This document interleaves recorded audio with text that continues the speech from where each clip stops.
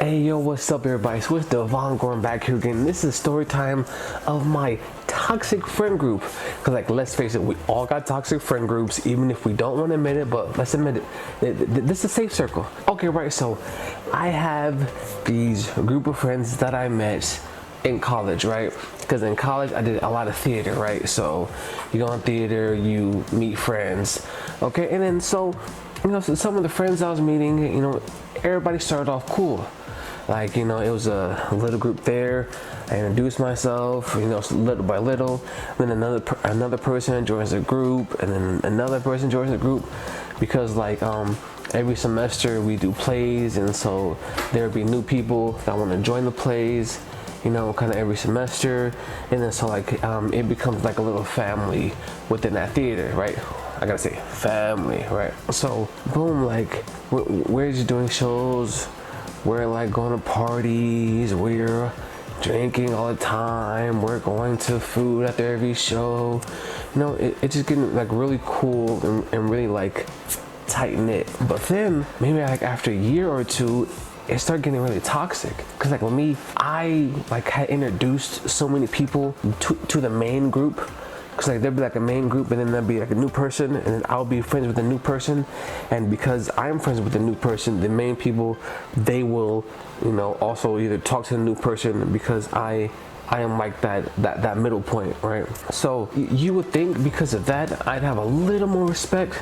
No, right? So sorry, but no, like all of a sudden, right? People would just like, stop talking to me, stop being cool with me. Like they just want to do all this kind of stuff. And I'm like, well, like I never did nothing to nobody. Like I was always a person. I'm like, yeah, I'm gonna go here. Yeah, I'm gonna do this. Yeah, I'm gonna do this. So I thought, oh, okay, I see what it is now. There is their ego and their toxicity. Because right, a lot of them had big egos, because maybe either like they were like had to lead a role, but like some of them were having egos from like high school, right? Just because they were in a couple plays in high school, so they were taking that and bringing egos to college, even though like our school wasn't like the most popular like production play. Like we didn't have like a really popular like theater program. Like people know other theater, but it wasn't like people had to go see it, and we had full shows every play. No, it was nothing like that. So for the actors to have egos, it's really weird, you know what I mean? So I'm never comfortable in that type of environment, right? I'm pretty much like a truth seeker. Like I'm gonna tell you how it is.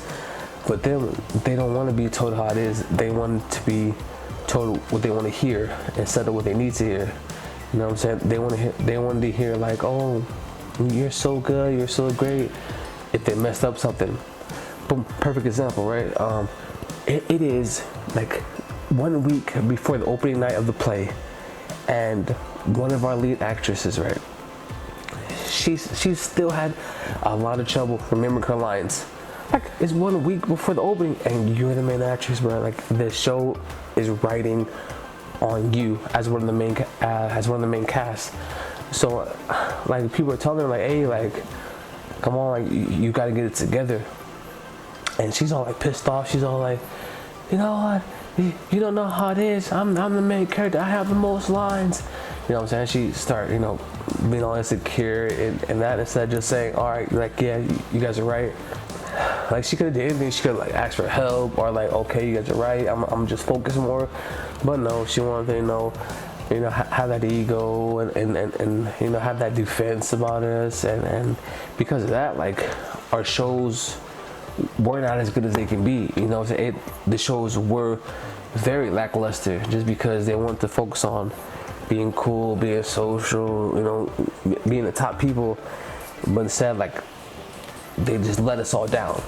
And like, I have so many situations where like that friend group was just super toxic. Like it got so bad to where like there was like a core group, maybe like 5 or 6 people. They would like talk crap about people. They would like try to exclude people from other things.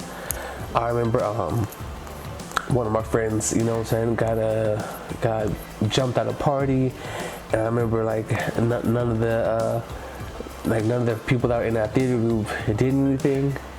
Cause I was like, wait, whoa, what? I can't believe it, because I left, right? I left the party, and all of a sudden the next day I'm getting texts like, oh, you know, so and so got jumped, so and so got beat up. I'm like, whoa, what? Because when I left the party, there were like 7 of us there. I'm like, how the hell did he get jumped if there was like 7 of us with them? But you know, it's because they're cowards. Like they don't really stand on any type of moral, any type of principle. They just riding on that cool factor of them getting the lead roles. So I just want to say myself, like, cause I know a lot of people have, you know, toxic friends, or people who backstab, people who just try to, you know, ride off that popularity. You know, I call it the popularity high. They just try to ride off that high, but just don't worry about it. Just like don't focus on it, just because, like I said, everything is temporary. You don't want to hang out in a toxic environment. You want to hang out in those environments where you can grow, where people can respect you, where you can be yourself, where you can, you know, actually tell people what you feel and what's going on, instead of just having to try to cater to people's feelings. Like, no, you don't want that type of environment, because that's not the real world. You can't just hide from everything, and you can't have people fucking sell you a fake dream. But alright guys, that was my story. Let me know in the comments down below if you guys have some toxic friend groups. Alright guys.